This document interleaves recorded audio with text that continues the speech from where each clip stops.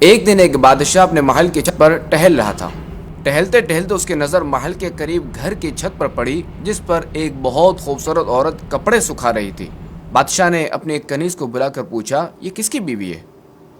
اس کنیز نے کہا، بادشاہ سلامت، یہ آپ کے غلام فیروز کی بیوی ہے۔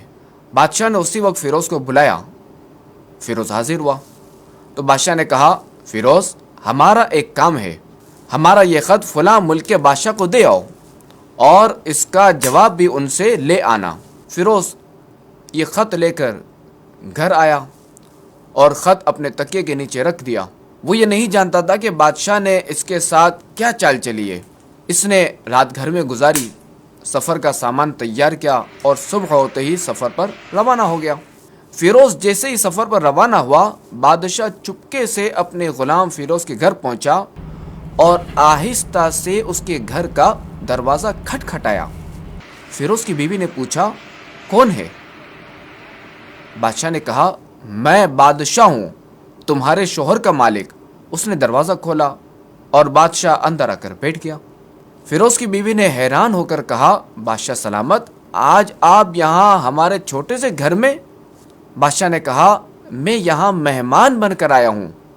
فیروز کی بیوی جو کہ سمجھدار تھی، وہ بادشاہ کا مطلب سمجھ گئی اور کہا، میں اللہ کی پناہ چاہتی ہوں آپ کے اس طرح آنے سے، مجھے آپ کے آنے میں کوئی خیر نظر نہیں آ رہی۔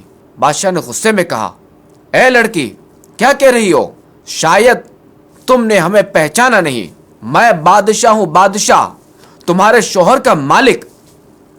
فیروز کی بیوی نے کہا، بادشاہ سلامت، میں جانتی ہوں کہ آپ ہی بادشاہ ہیں، لیکن بزرگ کہہ گئے ہیں، شیر کو اگرچہ جتنی بھی تیز بھوک لگی ہو لیکن وہ مری ہوئی چیز نہیں کھاتا۔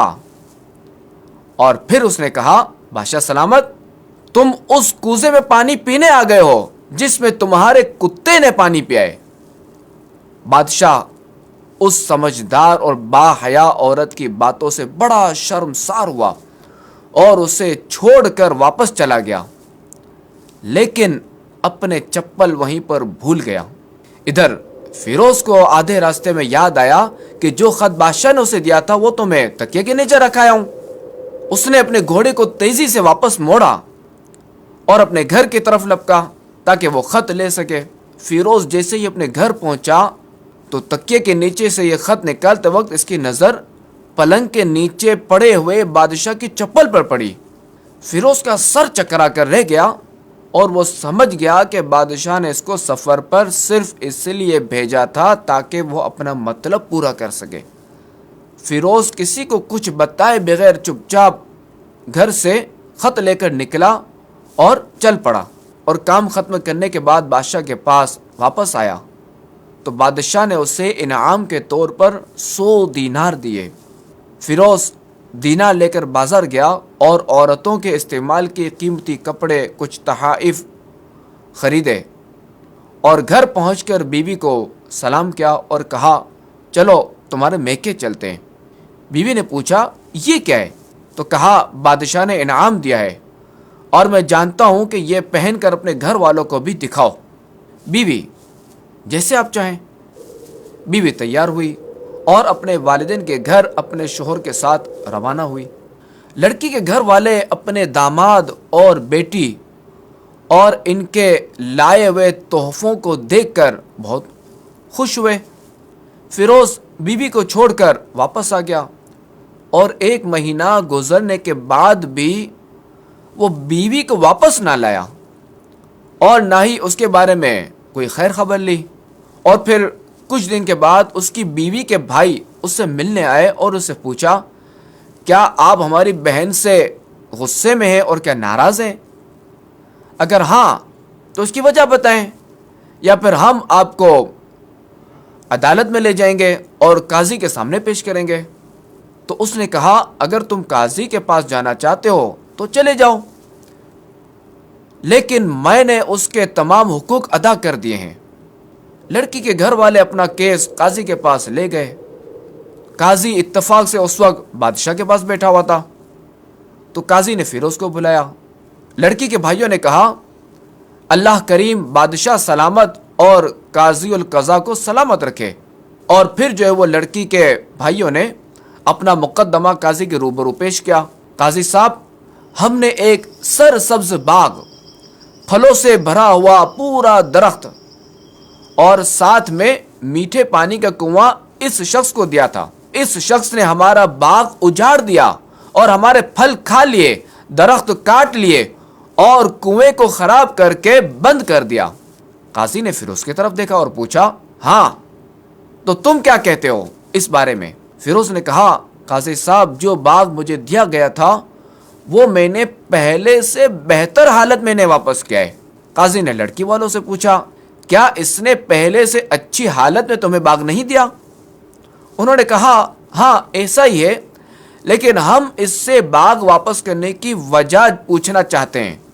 تو قاضی نے کہا، ہاں فیروز، تم کیا کہنا چاہتے ہو اس بارے میں؟ فیروز نے کہا، قاضی صاحب، میں نے باغ کسی بغض یا نفرت کی وجہ سے نہیں چھوڑا، بلکہ اس لیے چھوڑا کہ ایک دن میں باغ میں آیا تو اس میں نے شیر کے پنجوں کے نشان دیکھے۔ مجھے خوف ہوا کہ شیر کہیں مجھے کھا نہ جائے، اس لیے میں نے باغ میں جانا بند کر دیا۔